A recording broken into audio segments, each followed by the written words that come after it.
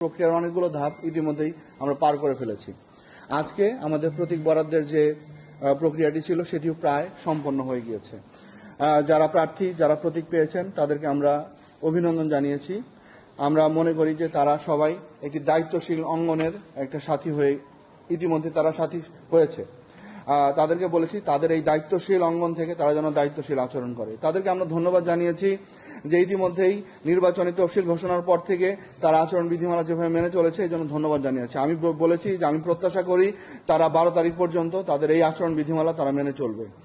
আমরা তারপরও তাদেরকে কিছু নির্দেশনা দিয়ে দিয়েছি, যেহেতু কালকে থেকে তাদের প্রচারণা শুরু হবে।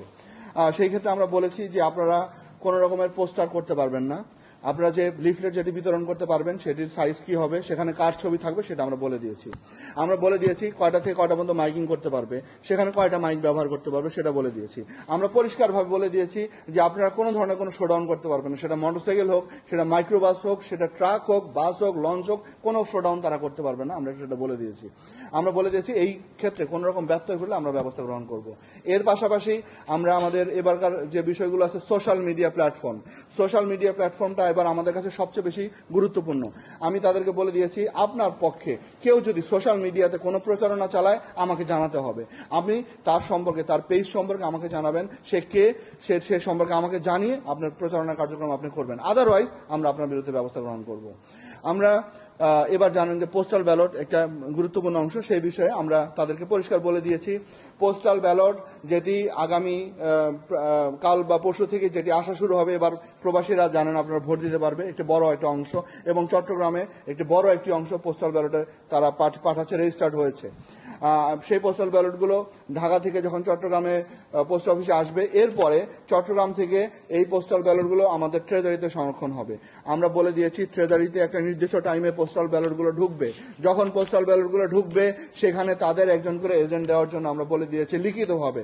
প্রত্যেক এজেন্টের সাইন, তাদের মোবাইল নাম্বার, তাদের এনআইডি, তাদের ছবি সহ আমরা দিতে বলেছি কালকের মধ্যে, কারণ আমরা যখনই পোস্টাল ব্যালটগুলো ঢুকাবো তখন তাদের এজেন্ট থাকতে হবে। এটি আমরা তাদেরকে নিশ্চিত করার জন্য বলে দিয়েছি।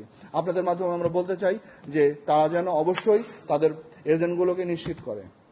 গুজব প্রতিরোধে আমরা ইতিমধ্যে একটা কমিটি গঠন করেছি আমাদের এক্সপার্টদের নিয়ে।